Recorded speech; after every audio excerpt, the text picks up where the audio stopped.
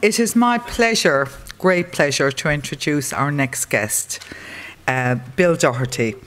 Now, he works with families, professionals and the media. He's been on Oprah, for those of you who watch Oprah, the New York Times, okay, for those of you who read it, the Wall Street Journal, okay, NPR, whatever, and the Today Show, 2020 USA Today and Time. That's just a small fraction of all Bill's been involved with. Now, I first heard Bill speak at a conference, I don't know how many years ago, 6 or whatever. Joe Mannion and I were at a conference. And I've been badgering Bill Doherty ever since to come and speak to you at Marriage Care, because I recognised a real connection there in the work he does, and I thought you deserved to hear him. One of several things stay in my mind from that conference, but one in particular, and I often think of it. Bill talked about couples, reaching that stage in their marriage where their marriage is like the Minnesota winter. Now, I had no idea what a Minnesota winter was like, but I believe it's very cold and very frosty, and in order to survive, you either bail out, right, or you try and find some warmth. And that really resonated for me, for the couples we see. And I also thought that we are really, really lucky to meet a lot of our couples in the spring, right? The springtime of their relationship. And we can probably highlight some of the dangers of that Minnesota winter for them, whilst recognising that, many marriages will touch those cold and frosty moments, but to find a way through them. And that spring is round the corner if we can work through them. So that, I recall, I've held on to from Bill. I'm sure there'll be things he says today to us that will resonate for you. So you've had all the details in your invitations about Bill, so I'm not going to read through his considerable list of achievements. I'd much prefer to spend the time we have with him up here speaking to you. So a really warm Marriage Care welcome for Bill Doherty. Thanks. Thank you. Thank you. Thank you. I noticed that Oprah got the biggest response. New York Times, not so much. So, so you want to hear the Oprah thing? So I was invited on there as a guest to be talking about the family rituals, and it went fine. My mother, this was when my mother believed that her son had actually achieved something. The PhD, the books, all that, but Oprah. My mother's comment was that she could tell that Oprah liked me. Mothers know these things. But I asked her for documentation. And she said, now the microphone is echoing up here, so it's a little bit, I don't know if these can go off. Anyway, thank you. So my mother noted that at the end of the show, there were these guests, Oprah shook my hand the longest. And I had the video. I got the stopwatch. She was right. All right, so all that came flooding back when you mentioned Oprah, first of all my credentials, and then the group went, whoo. So I'm happy to be here from Minnesota, which is located in the north central part of the United States, below a place called Canada. Okay, you've heard of Canada. I'm here with my daughter Elizabeth, who I've been doing a lot of work with in the marriage area. What she noted today was that we have moved weather to weather. So this is what the weather is like at home. Okay? Now, in a few months, our weather will be really cold. Well, yours will just be unpleasant. So that's the difference. And we suffer more than you do. No, we are proud of our suffering. That wasn't an appeal to sympathy. We have the highest health ratings in the United States, of all 50 states. Okay? And what I say is, it's because the weak die off where we are. It's like the herd, thinning the herd, you know, so our gene pool is really terrific. So anyway, I'm delighted to be with you. And it's one thing to read about marriage care. It's another thing to actually be here and meet people. So the first thing I want to do is to say, there's nothing like you in the United States. Nothing. People have been asking, oh, tell us about, no. There's nothing like this organization that is volunteer-based, that has this outreach to people, most of whom cannot afford the standard rates, that's based on such a small staff with so many people giving their time and energy. Nothing like this in the US. So I'm in awe of the energy, the passion, the commitment, and then learning about this continuing education, this continued development. Because in my country, when we have volunteers, we don't expect them to actually keep learning anything. We're just glad they showed up. And so there's this continued development. And then a meeting like this that is provided for people, good food, right? A half hour, 45-minute breaks. So I just experienced this as a nurturing environment for people who are contributing to their communities, and a place to come together and to connect with one another. You know, when Bridie would have you just sort of, she would say, okay, divide up and go for it. And I was waiting for, you know, most audiences go, deer in a headlight or something, and you just right to it. So it's great to be part of this culture here. And what you're about, of course, is what I'm about as well, is really honoring the extraordinary value of helping people succeed at this central role in human life, this couple relationship, this marriage relationship, which I believe the Cardinal said today is the cell of human condition. It's also a great honor to follow him and to hear the kind of profound rethinking that's going on and the greater in-depth thinking. So what I thought I'd do is, in the first part of what I talk about, is remind us all of why we're doing what we're doing, and perhaps put it in a bit of a historical context. Because, you know, if this was 1914 or, you know, beginning of the 20th century, we would not be here talking about marriage preparation and marriage counseling. They didn't exist. They didn't exist.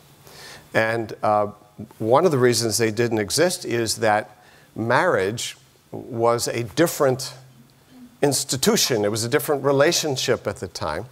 And there's been a transformation in the last century that I think would be valuable for us to kind of wrap our minds around why we're doing. There were doctors 100 years ago. There were lawyers. There were clergy. There were teachers. But there weren't marriage educators and marriage counselors.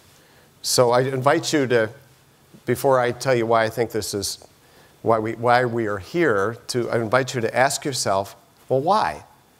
Why were those professions around then, but not ours? And why are we here now? Anybody want to, this is going to be a little participatory. This is the first of them, okay? So why? Just some idea. Why do we exist? Yeah? Because you can get out of marriage now. You can't what? You can get out. You can get help? You can get out. Yeah, I'm going to need a translator up here. If somebody could sit and I could, somebody who speaks American and English. And then I could say, what did she say? She said, out. What did you mean by that? You can leave. People could leave then. So they could leave then.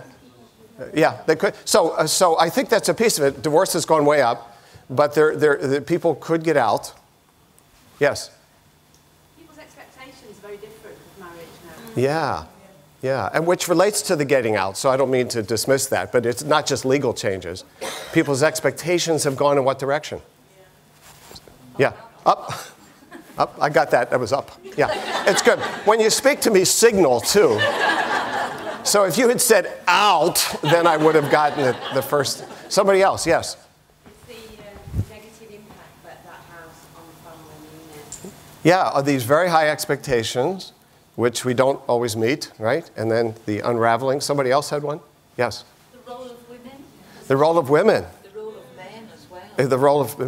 The role of women changing first, okay? Then the role of men changing. So you know, what a lot of historians say, the only thing standing between women and poverty throughout, and maybe starvation throughout most of human history, was their husband.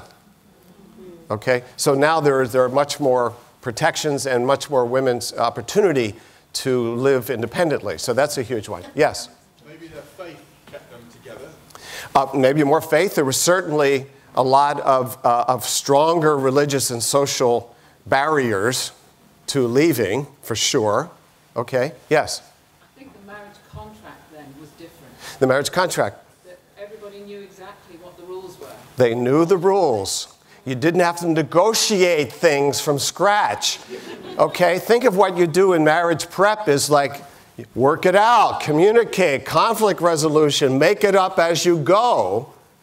That's harder. And so here's an example of a story with this, that my own parents, married in the early 1940s, my father had much better domestic skills than my mother at the point they got married, because he was the second youngest of 11 children, and he was home taking care of his parents until he got married. So he cooked and cleaned, and you know, he was a pretty good cook. When he and my wife was the youngest of the youngest girl, she was a twin of a number of 6. A lot of others were doing that work. So my mother didn't have cooking skills, or she had actually, this was the story they told. She had never ironed a pair of man's pants. Okay, and so when they got married, though, there wasn't a negotiation based on skill set. She was going to learn to do that stuff, and he wasn't going to do it. I mean, he worked outside the home, she was in the home, and there were some pretty hilarious stories as my mother learned that you actually, the crease goes this way, not this way, on the man's pants, and that kind of thing. And my father was only called out for the big feast to make sure the turkey was done and other sorts of things.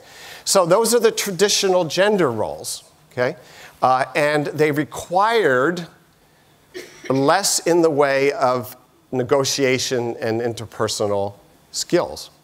Okay? So what we have, and the historians have documented this, we've gone from a marriage as a social institution, kind of this bedrock based on traditional gender roles, a powerful economic base of the family, child-rearing expectations of the family, and this sort of solidity that the only reasons for divorce, if they were allowed at all, were for infidelity, for abuse, other sorts of very, what I call the hard reasons for divorce. And that has changed powerfully. So by the 1920s, even sociologists, 1930s, were talking about marriage moving from institution to companionship. Institution to companionship. And that just accelerated. So the early marriage counseling came out of the 1930s, for example. The first courses in colleges on marriage preparation, so in the 1940s, at least in the United States, a lot of this was happening in Great Britain as well. A lot of it started here, in fact.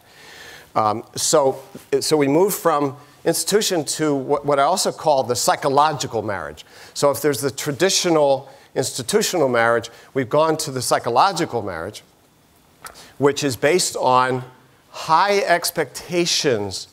So what do we expect of marriage now? Now we're in the 21st century. What do young people expect of marriage that was not the same as 100 years ago? Equality. What else? Undiluted happiness. I need a translation. I heard happiness. What was the other part? Elizabeth? I'm not hearing it. With the two Americans couldn't hear. What was undying? Permanent. Thank you. Thank you for the translation. So permanent, undiluted happiness. Right. Every day, in every way. Okay. What else? Romance. Perpetual. What's that? Credit. Yes, having everything. Having everything. Having everything. Do any of your young people in the U.S. they're talking about their soulmate? Yes. Okay, that went across the ocean. Okay, so we have very high expectations. Many of which are good. We're kind of making fun of some of the inflated ones, but not many of us would want to go back a century, right?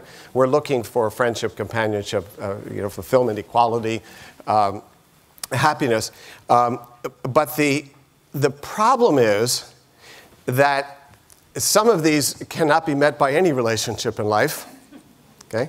And even if you take them at a moderate level, so let's take away some of the inflated expectations, they require higher levels of interpersonal competence, knowledge and skill than we have prepared people for.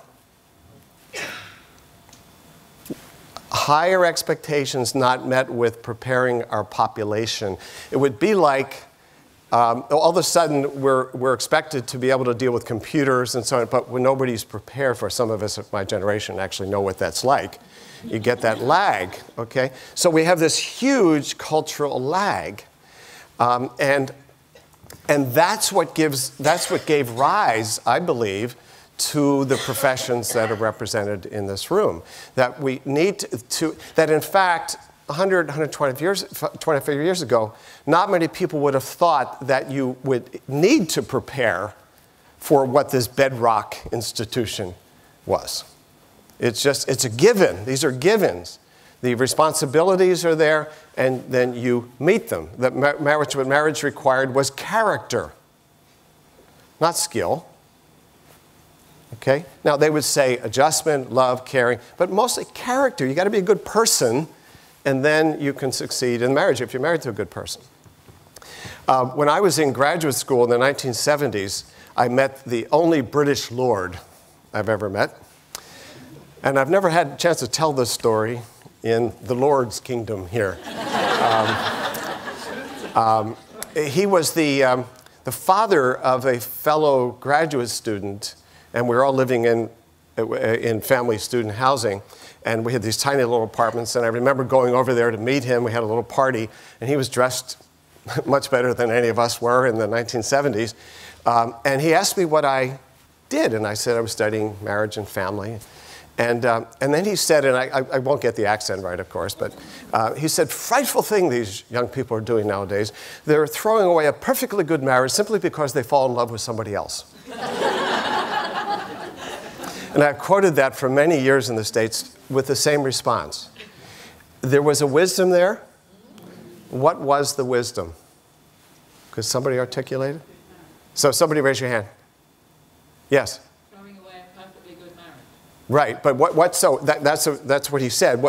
What's the power of that? Yeah, I mean, why was he saying that was a silly thing?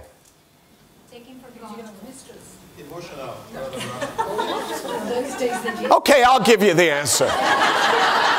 See, there is a right answer to all of my questions. This only appears to be an open dialogue here. But I think, yeah, you're all saying what I'm thinking, that he was saying this marriage is this rock. I mean, this is what you base your life on, this commitment. It's the rock of Gibraltar, okay?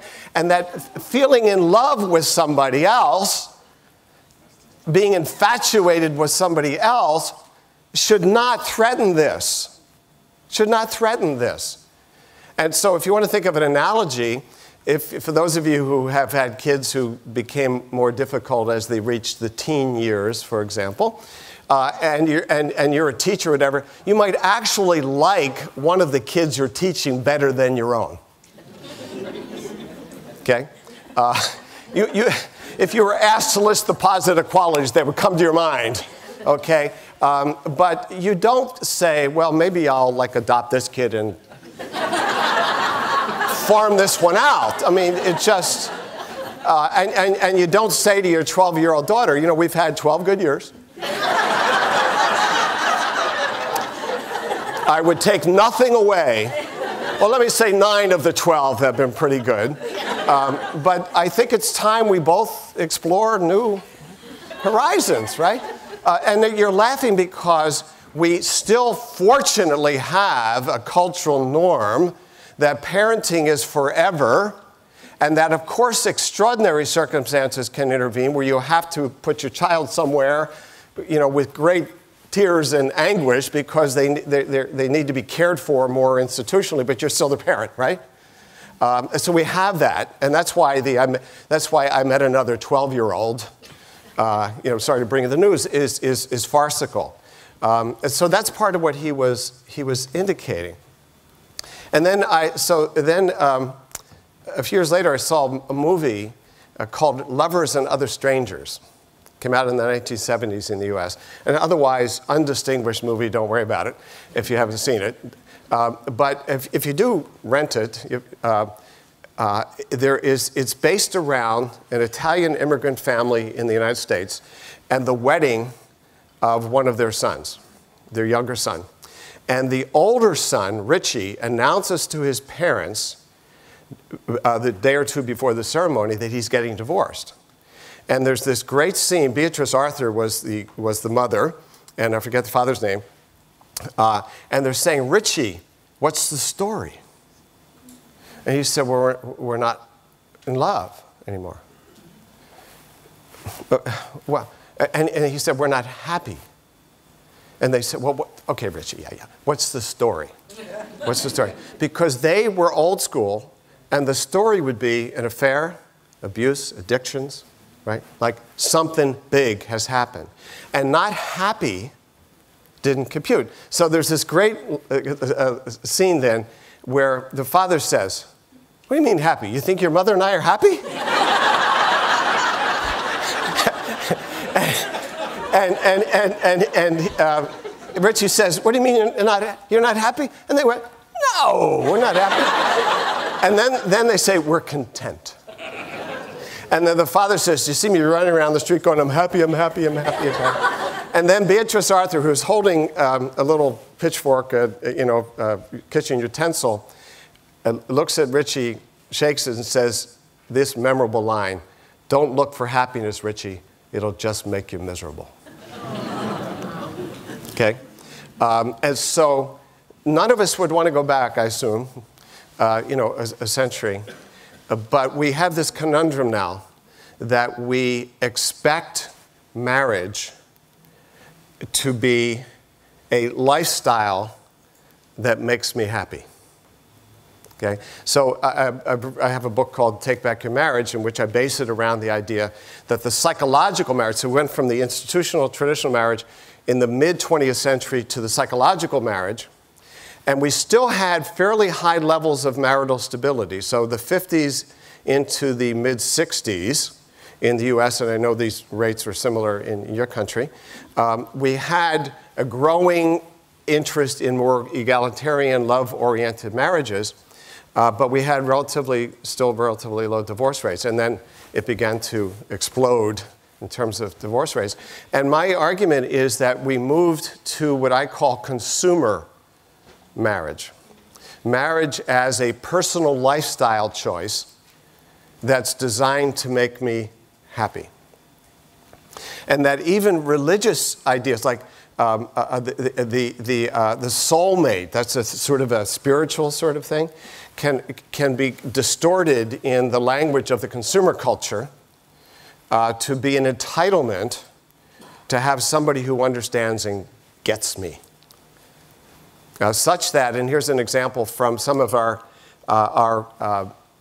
conservative religious colleges where they're children to me now, where young people get married young, and a counselor at one of these colleges told me that they are wanting to marry their soulmate who has been preordained by God from all eternity to be their partner.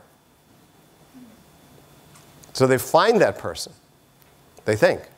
But then what happens is the soulmate becomes annoying.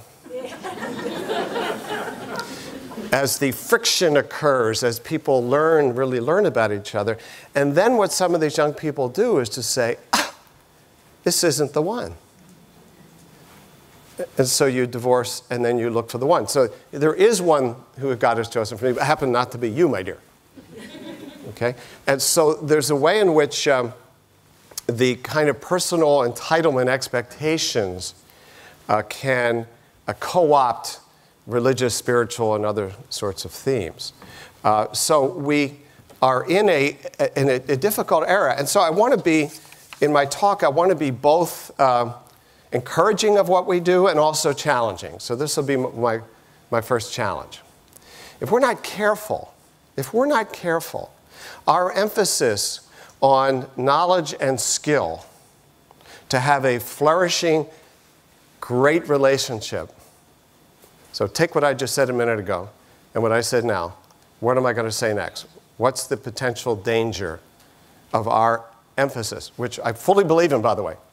Okay? We emphasize skill, knowledge, a commitment to keep working on things every day so you get better and better. What's the potential downside of that? Limitations of it. You fail. We are all broken vessels. We fall short. We reach winter time. Okay? And if we don't, so this is my view about this, if we don't have an equally strong emphasis on commitment, on the moral core of family life, like we have with parenting, if we don't have the moral commitment aspect, that it's you and I together, better, worse, and worse will come, then we are in danger of having enrichment courses that make the expectations even higher, and our partner will fall short. Or, without the commitment feature, there may be somebody else who I could do my skills better with than the one I'm with. You see what I'm saying? So I'm not saying we don't emphasize, we have to. Because my first point was there's this gap between expectations and interpersonal competence. And in a lot of ways, what we're about in this room is lowering that gap. So that people have a chance to fulfill their aspirations. But I'm also saying the aspirations are out of whack. And so part of what we do in our courses is to talk about realistic expectations. But I'm also emphasizing that there is a gut check time in most marriages when if you just line up the cost-benefit ratio, it's not looking that good at the moment. Okay? And that's where, just as with parenting, just as with care of one's frail parents, just as with other moral commitments, there are winters of discontent, that it is commitment that gets one through. I have a good friend whose wife developed early Alzheimer's disease. You know, she was 60 years old. They still had a child at home. There was a period of a couple years in which there was an exquisite intimacy. She was still psychologically present. They suffered this together, and then she left him psychologically. What gets you through that? What got him through, I get emotional, I loved her. What got him through that was his moral commitment. This is who I married. This is worse. Okay, this is worse. And I'm not going to calculate day by day whether I'm getting my needs met. There's some higher need.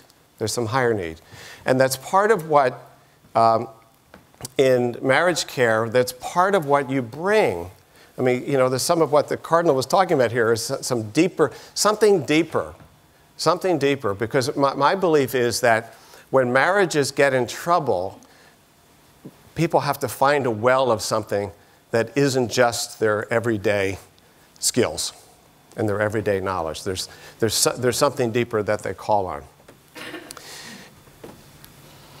So we do our work. We do it in the context of a culture that erodes that erodes, that has high expectations, encourages people to be self-oriented.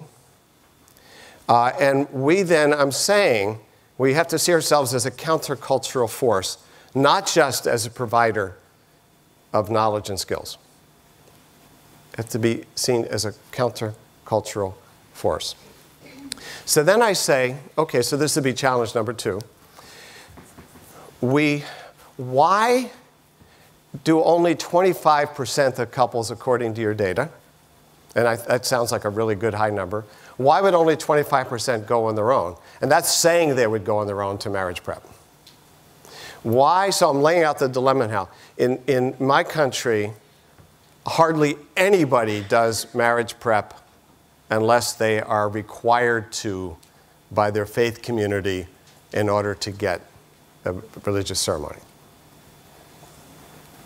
And your data said 25% said they would on their own. So what are we not doing? That we have not created a cultural trend, a cultural mandate to prepare for this tremendously important role in human life. So that's what you call a rhetorical question. I'm not actually, see, somebody said, no, I got the answer. And, so yeah, I'm going to call on you, but I want to sit with the question, because that's not one that I have, it's not like, oh, it's 32.6% is the correct answer. I'm wanting us to sit with the question for a minute. We have something we know is important. We've got research data on it that shows that marriage preparation improves people's knowledge and skills. A couple of studies now are showing that it may prevent divorce. That's much harder to show in research because you have to follow people with control groups for a long time. But a recent study out of the US with military couples. Anyway, so we're getting there to establish a research base that this equips people to have more successful marriages. We know as a society, more successful marriage is important in so many ways. But we have this challenge that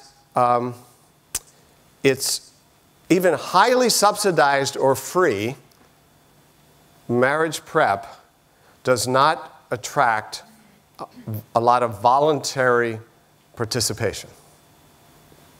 Am I right in that in your country as well? Okay. And so the question then is why? And I'd like to put it not just in terms of what the world isn't doing well, but maybe some things maybe we're not doing well either. Okay? So, Sarah, did you want to tackle that? And make it deep. Say that again? Lousy marketing. Oh, that was deep.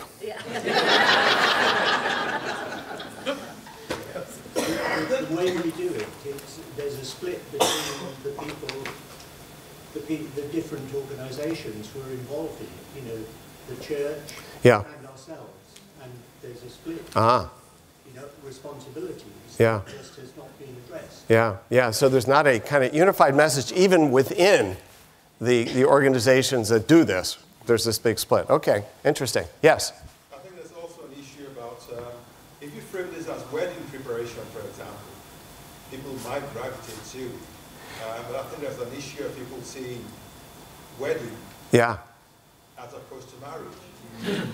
So you have bridal fairs in this country. Yes. People show up at those. They show up at those. Right. Interesting. Yes? I think there's a cultural view that if you have to work at it, maybe it's not as good as it should be. It should be natural. The natural fallacy. We are in love. We are special. And so there's a cultural thing here that you don't. So you have a new car, you don't look under the hood. It must be working. And of course, then the issue that I immediately think of is how do we challenge that cultural norm? Yes. Well, it's like parenting. People resist parenting classes. Yes. And I've tried to persuade people. Here's a good parenting class. Yes. And the reaction, basically, much more politely, is, "Are you saying I'm a bad parent?" Yes. It comes back to the natural thing you were saying. This is something that's it should be as human right. beings. We don't need to Right. So we have the natural fallacy absolutely out there. Now, let me say that in terms of parent education, the state I come from, which is,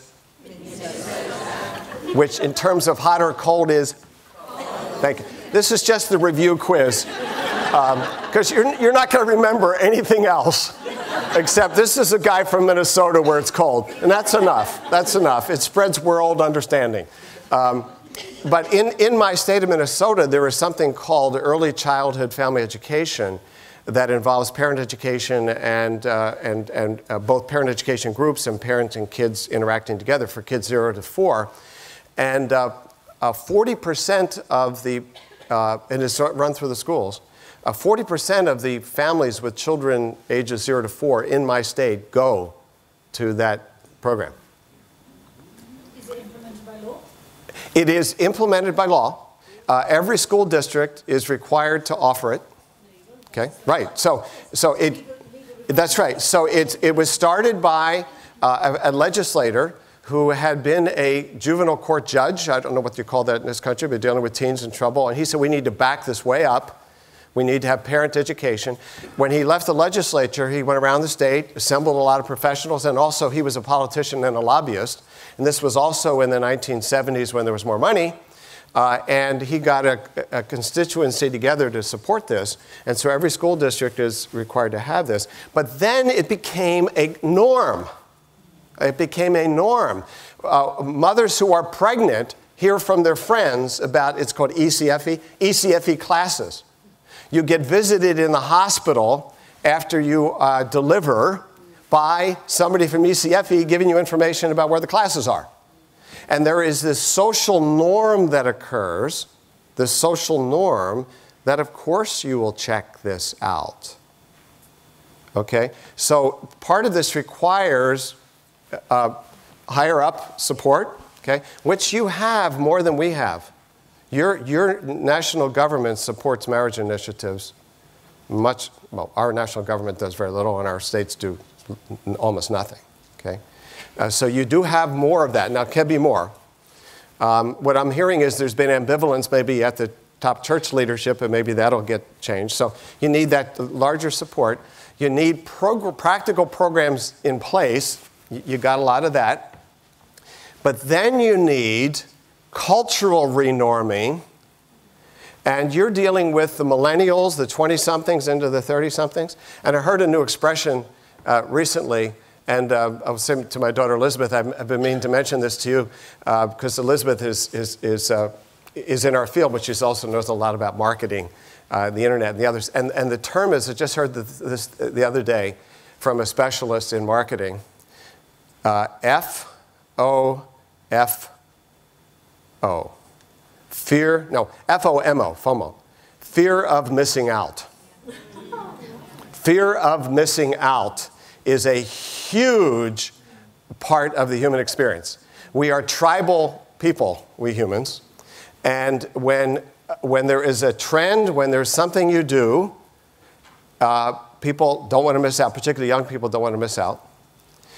And let me give the example of a powerful change in a marriage and parenting related activity over the last 40-some years, and that is having fathers, husbands involved in childbirth preparation and in the delivery room. When I was growing up, and some of you may be old enough to remember the days when the father's role was to wait in the waiting room in the hospital smoking a cigar or passing the cigars out, which you can imagine what an era that was, and to be the proud papa after the mother delivered it on her own with this team of professionals who usually knocked her out, okay?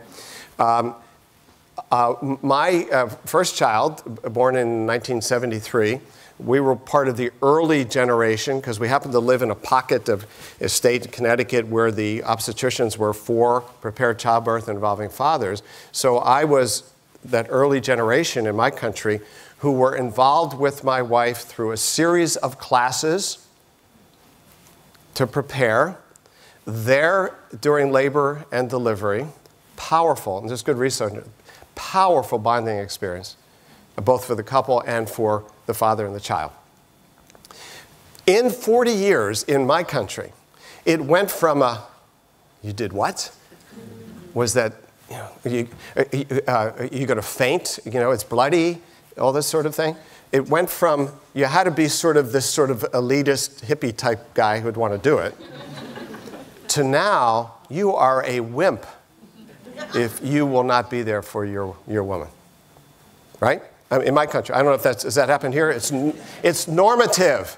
It's not enforced by the doctor or the hospital, but there is an infrastructure for it. There have to be the classes, right? There has to be a place to go. There has to be an infrastructure for it. Otherwise, it's just wishful thinking. But when things get translated into social norms, the fear of missing out. Man, it was so powerful. I've interviewed, and my students have interviewed fathers, including unmarried fathers, low-income fathers. It was like a mystical moment in their life to be there. They tell the story. And then if a guy happened to miss out, it's like, oh, I'm sorry for you, man. You missed it, right? That's the sort of cultural change that leads to you have more people coming to the classes than you can possibly accommodate. Now, I don't have the magic formula for that, but I'm just sort of pointing in that direction, okay? That ultimately, better marketing, better top support, and more seeding of a cultural change. So here's an offering, and this relates to my kids are more recently married, 10 years or so, but they're part of that earlier generation. And so one of the things that I think we ought to think about, and maybe this has already happened here, it's not happening nearly enough in the US, so it may be happening here, is involving more younger marrieds in marriage prep.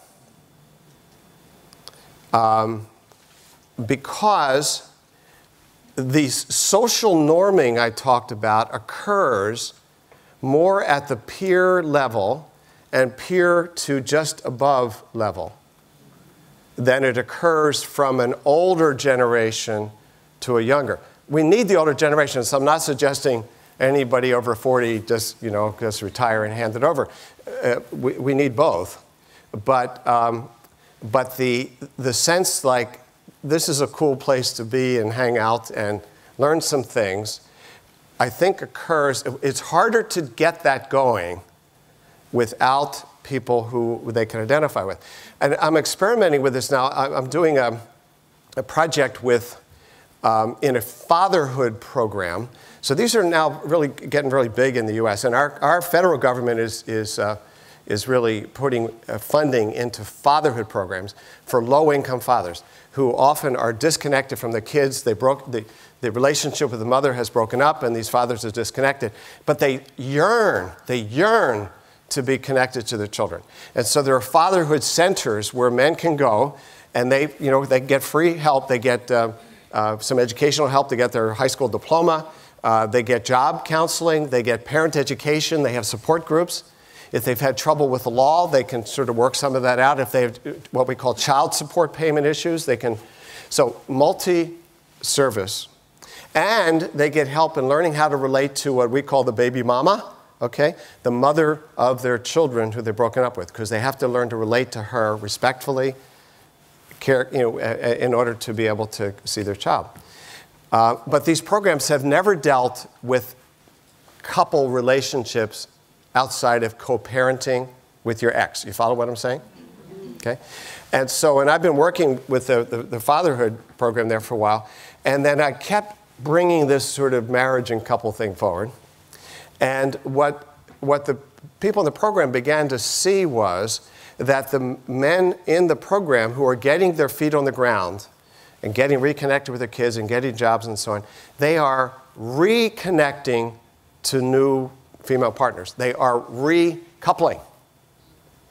And they're having more children. And the stability and the health of that new relationship is going to be crucial that these men not repeat the same pattern and another generation of children without their father around. So what we're now doing is we're creating an empowering couples project in a fatherhood program which is the first one that really is doing it full bore. So what I'm leading up to is that we now, when we have our groups, there's a lot of group interaction, but we have mentor couples, and we stumbled upon this because we were bringing in older mentor couples, and they would talk about the theme of the day. And one day, we usually have 2 mentor couples. We only had one who could show up, and so I invited any participant couple from the group who wanted to serve in that role today, who felt they had something to say about the topic, to join me in what's what we call a fishbowl. So the group is around, and then if you've seen this group technique, it's a small group in the middle having a conversation, intimate conversation. They immediately forget about everybody around them, and they're more personal. And so I invited any couple from the group who wanted to join the elder couple and me in the middle. It was powerful. And part of what was powerful is that they got both a senior couple who had been through a lot and so on, and they got one of their own who had something to say on this issue. And so we decided after that, that's what we're doing. We're always going to pair a senior couple and a junior couple. The combination, really powerful. Really powerful. So that's one of the things I offer, because I don't know that you can create social movement and cultural change without the active leadership and engagement of people in the generation that we're trying to do this with. So I just gave you my little spiel here about that. Give me some immediate reaction to what I just said, that last part. Feasible, not feasible? Yeah. The social movement, chasing the dollar, you're always moving away from the settled experience to the new experience, with no bridge particularly to fill the gap. So it's always a new learning curve. And that doesn't mean you're learning in the right direction, perhaps. Okay, so I heard, I'm not sure, so connect what you just said to what I just said, so I get it. The parent group. The parent group. To the younger generation. Right. You're losing that experience pool. You can hit that wall the same as your parents did. Yeah, yes. But there's no point of reference because you've done it on your own. And at some point, mom or dad said, yeah, we did that, it hurts. But here's a way of getting around it. And you've lost that bridge. You've lost the bridge. And what I'm saying, so what I'm looking for is your response to my suggestion that we put somebody in the middle who represents that generation. You're agreeing with me? Yes. Oh, well. Why did you just say that? Okay, so the way you begin this is to say, I agree with you, Bill, that was extremely smart. And then fill in some little picky thing you want to say, and then we'll all be happy. Thank you. Thank you. The gap, right? The gap, and how do we actually put somebody in there? Because you reach a certain age, you cannot serve certain functions. You can't be the next role model up. And this has been true in my own life. I mean, just think about your own life. I remember friends of mine, and my wife's and I, with kids somewhat older, learning, watching, okay? Like one of the things, it's interesting to give these talks with one's child in the room, but one of the things I learned from a friend, when they had a kid go off to college, and they didn't preserve the kid's room. They turned it into a den or something like that. Whoa. So what we did was shrines. Nothing changed. You know, for my son, Star Wars pictures on the wall when he was 22. You know, until they were completely on their own, hadn't slept at home for a long time, and even then it's a little bit of a negotiation about changing the shrine. But I'm just giving that as an example. I learned that, not from a book somewhere. And my parents, you weren't supposed to leave home until you got married in their day. And so there was no question. You have your own, you're married out there. So it wasn't their issue. It became an issue for a generation where you had emerging adulthood, which is what we have now, where they leave home when they're floating around, but they keep coming back and so on. And so that was something I learned from somebody, never forgot it. That's what I'm saying we need more of. So other comments about that? Yes? I want to actually connect because I would think, well, we don't see a lot of young people volunteer for marriage care, and yet young people do volunteer a lot. They do volunteer a lot. For marriage prep.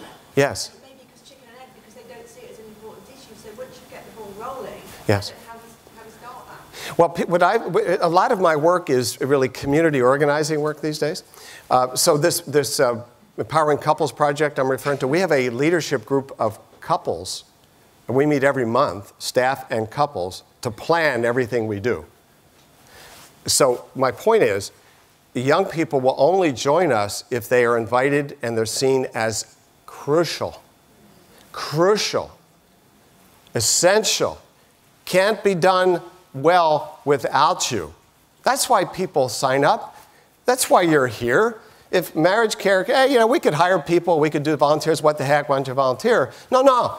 Without this group, it dies, right? I mean, it's essential. That's why people give of their time. But we have not called young people. We have not called people into the great task of reviving marriage for their generation. These are the children of the divorce revolution. They do not come with the illusions. I didn't know anybody divorced when I grew up. I knew one family. Marriage for me was the Rock of Gibraltar. Okay? This is not true of this generation. And they have to claim marriage for their time. This is the other thing I learned from Elizabeth, who did some marriage prep in our world. Not as sophisticated as what you're doing. But and I actually talked to some folks who do a number of the practices that I think are so great, like lots of small group communication. But some of the rap about marriage education in the US, marriage prep, is that it doesn't take into account what this generation already knows. This is a more psychologically savvy generation than mine was. And some of the criticism in the US of the programs is that they're not credited with that. They're not credited with that, okay? And so it's a bit, some of them experience it as kind of paternalistic. Almost like some of us are speaking to our younger selves. So anyway, one of the ways you avoid paternalism is you have people from that generation going, Bill, good thought, but not for this generation, okay? Here's an example. And again, I've learned a lot of this from Elizabeth. Again, this may not be true here, but in a lot of marriage prep courses in the US, there are these warnings about opposite-sex friendships. This generation has always had opposite-sex, non-sexual friendships. Sometimes their best friend in the world, who is of no threat to their fiancé, is somebody of the other gender. They have mastered something that in my world, we used to call them platonic friendships, like, whoa, you had to be a philosopher to sustain that. So all a marriage prep person in my country has to do is to say, be careful about these, and they go, click, click, click. Okay, so my point is that people need to be invited into leadership, invited into to be called to do something that is really important, that can only be done by their generation. That's how you get people involved. Yes? Can I just say something? I came into marriage care, etc., and I found that one of the things I learned a lot about is about myself.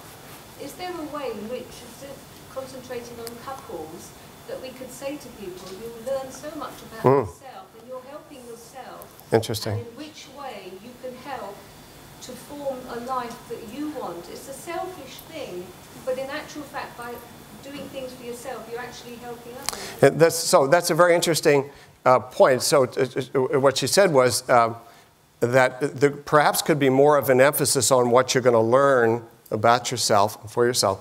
And what that does is it does play to where this generation is, okay?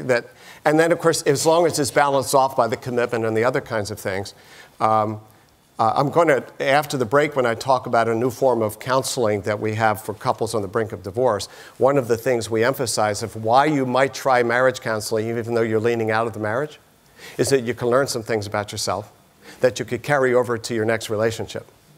Okay? So that's part of what I resonated with. There's nothing wrong with an appeal to learning growth. In fact, so as an aside on this, we do this division between individual counseling, which is supposed to be for self-development, and marriage counseling for the couple. Marriage counseling is one of the best forms of personal development I know, because you're right there with the person who's bringing out all the worst sides in you, okay? But you have this attachment to. So it's the same thing. So that's an interesting point. That would be something to be thought through, is what I'm saying, with people of that generation. I might be wrong, but more selfish in their expectations. It's yes. all about pleasing themselves. Instead of looking outward after they've learnt about themselves, they can enrich other people's lives and in turn enrich their own life because of it. Yeah, so for me, self-interest and commitment to well-being of others at some point come together. That the highest form, this is what the spiritual life is about, right? That the highest form of spiritual development is a generous, charitable, loving life. You can hook people wherever, but it's where you lead them after that. Yes? I've taken management courses over a long period, and what I've noticed is with the feedback forms, they're often encouraged to say whether they want to help and be prepared to train. Yes. And there's often a fairly good take-up rate. Interesting. Yeah, but what I found was very interesting, and what seemed to be a real insight that you gave us. One good insight. Thank you for that. Yes. No. Yeah. It's just this idea that their participation is crucial. It's crucial. As a presenter, yes. I could see my mindset. Oh, it would be good if they come along and yeah. And junior bits. But start with making coffee and yeah. This, yes. Their participation is essential. Yes. If the step that you're advocating yes. is going to happen. Yes. And then I would even expand it. I would even expand it to their generation. People need inspiration. Okay, and I think, and I believe this is true, this generation, these what we call the millennials, they're going to have to figure out how to do marriage for their generation. They're going to have to figure out a way to do it better than the baby boomers did it. We in many ways mucked it up. The highest marital instability generation in human history, at least in the States. They don't want to go down our path, so they are delaying marriage. So some of their solutions, like live together for a long time until you're somehow perfectly, the stars are perfectly aligned, and you already have 2 kids, you already have these risk factors. So they are experimenting, their generation is experimenting with ways to do marriage better. Some of those ways may be good or not. How about bringing them in so we could talk together about how to do it? You want to follow up? Yeah, I was just going to say, because in a way, one of the problems, what turns people off, is the idea, I've got the answer, I know. There may be a body of knowledge yes. that you've trained, got experience in, but as soon as you say you've got the answer, yeah. this is it, then that ends the discussion. Yes. What people are interested in yes. is something, that there's something to be learned. That's right. And that can only come from people who have a certain life experience. Some of it's general. I'm a researcher. I believe in this larger knowledge. But there's some things that only women can know about women's experience, men can know, younger people, older people. There's some things that only come from that experience. And that is a gift to give to all of us if we create vehicles to bring that out. So just 2 more? Yes. Here and then in the back. Yes, ma'am. I would say that I completely agree with you about young people, because what we find in Enfield and Barnet is that the most critical people of the marriage preparation and training are the young people under 25. And they tend to be more to say, oh, didn't learn that much, yeah. do all already. Because they are understanding, they do go to the computer, they do read the stuff. Yes, yes. They are more highly educated now than ever yes. before at that age group. Yes. And I remember trying to convince my son and his partner to go on this training, but oh no, it's for old people. No, not going like that, or not going as for old people. And if we look in the room here, most of us are older. the expression, we have some mileage. We have some mileage. I'm very conscious that when we're recruiting now, I keep saying, look, I need somebody younger. Yeah. We're all sort of grey haired, 40 plus, and I want some younger people because I'm looking to retirement for some of us.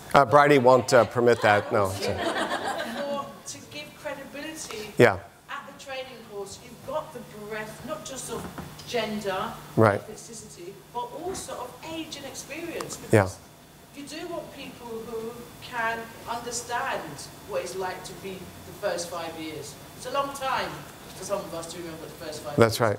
So they are critical, and I completely agree with you. Yeah, so they're aiming, that's an interesting way to think of it, that when in some ways what you're preparing them for is the next 5 years. Okay?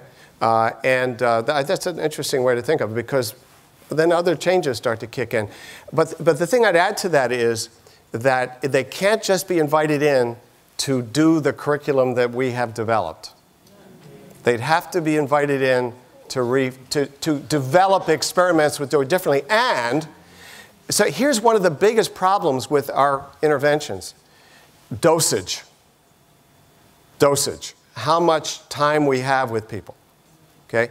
And most of the research on small dosage interventions, and that's what we do, a day or something like that, those little dosages, it's hard to sustain an effect over months or years. So this was talked about earlier here. These millennials, these young people, part of what they could do would be to find ways to continue to engage, to form cohorts, okay, where, because it may be a year or 2 or 3 out is when what you taught them begins to click in. So how would we create cohorts of people who can connect virtually and maybe come together sometime?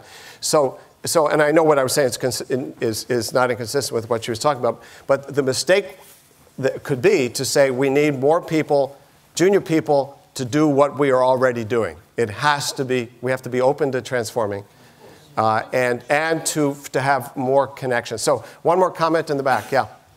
I think, I truly agree that it's useful to bring in younger people. I think we've seen it even in Scotland here, now where we're having this issue of independence. 16, 17-year-olds have been brought in, and they're going around speaking to younger people like themselves on their point of view. And I also think because we also have a number of young people attending our courses, these are some of the people that we can, not just train them to go off. Yes. But because they've attended, they're good enough using it, we could also encourage them to come back in. Yeah. And help work with us to develop, and also work with us to train. Maybe train as marriage providers themselves, but then having attended, they can then not just work with us to train, but also to spread the word within their peer group. So this is a really nice transition to one of the things I'm going to talk about in the second part of this. So this will be, I'm going to set up the other challenge.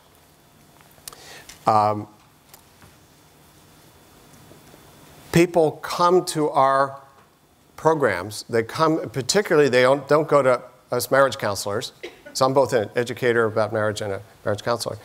They don't come to marriage counseling until they are in significant pain after many years often, right? They don't go other than, for now, other than to a required marriage prep course until they are in a lot of pain. So we have, as somebody in my country talked about, we have prepare and repair. And nothing, I don't know what you call pair in the middle. Anyway, but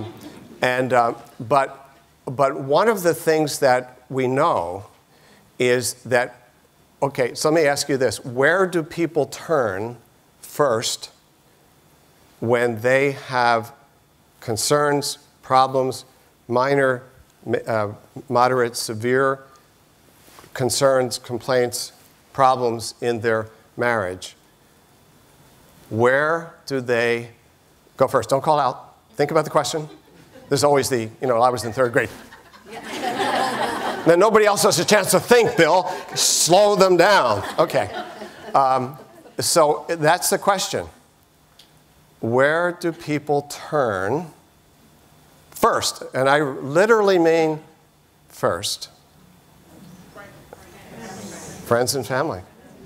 Co-workers, right? So they are, because it's us too, friends, family, co-workers, they are the hidden relationship educators out there in the culture. Because they are doing it all, and we are doing it all the time. Do you agree? Okay. So I'm going to be wrapping up this part soon, a few minutes early. All right, nice, a few minutes early. Ooh, that was, I got a woo with Oprah, and I got a woo with giving you a few minutes more for your break. It'll go on the evaluation as this is a... So after the break, I'm going to talk about two things. I'm going to talk about a form of counseling for couples that is filling a niche, I believe, for a kind of presentation that none of our models deal with, and that is a situation in which one person is leaning out of the marriage and very ambivalent about even trying marriage counseling, and the other person wants to save it. Okay, I'm seeing nods from marriage counselors. I call those mixed agenda couples, and we fail with those couples. We fail with those couples. And some of the studies in the US indicate that it's about 30% of couples presenting for marriage counseling are mixed agenda couples. Okay? And all of our models, including ones I love, like EFT and so on, assume you have two customers. You have two people at least willing to come back, as opposed to somebody saying, well, I'm here.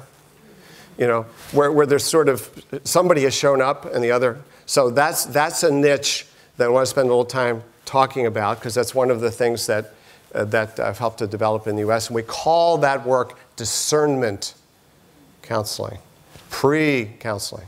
You're not here for marriage counseling. You're here for discernment. And then the other thing I want to then shift into is the follow-up on this last part of our conversation, because we've developed an educational program for that 3/4 of the population who are already confidants to others. And we call that marital first responders training. Okay? Training for people who are already in there because other people open up to them. So after the break, talk about those things. The main point of this first part was we're in a big cultural battle now, a big cultural battle. It's hard to think we're winning it some days, and that we have to engage the generation who are in the middle of that struggle so much. And we have to engage them in a way that says they are crucial to this. This cannot be won without them. As a way to think about not just getting government support, not just getting the church and institutional support, not just having our great programs, but thinking about cultural change. So that was here. After your nice long break, we're going to talk about a change in counseling called Discernment Counselling and the marital first responders. All right, anything else for now? All right.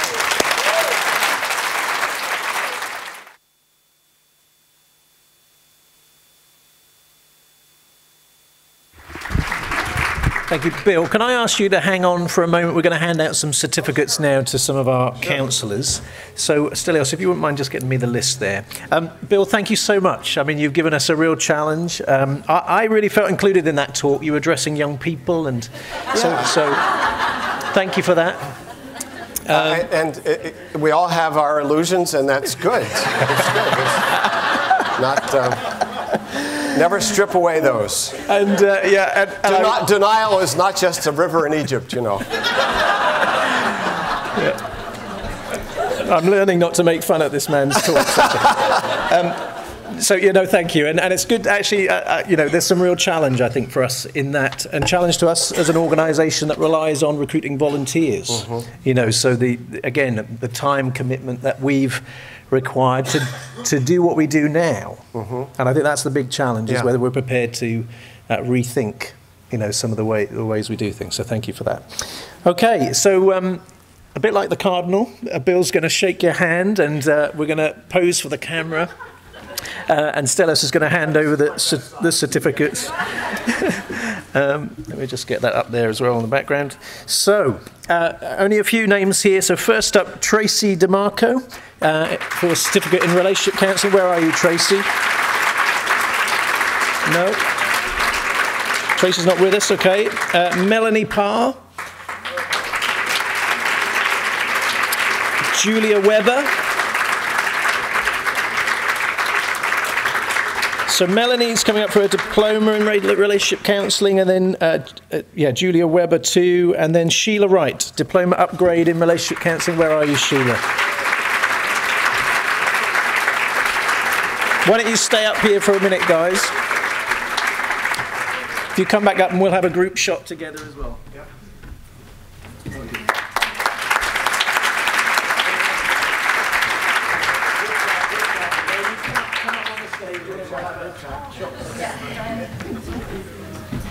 Come over to the middle here.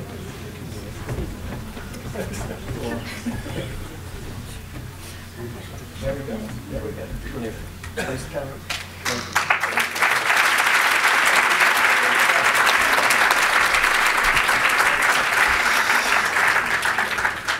Thank you. So we're going to go to our long coffee break now. And we want to be back here for 4:30. Just to say, room keys are outside in the county suite here, reception for collection during this tea break. So do grab your room keys if you need to. And back here at 4:30. Thanks so much, guys. Thank you.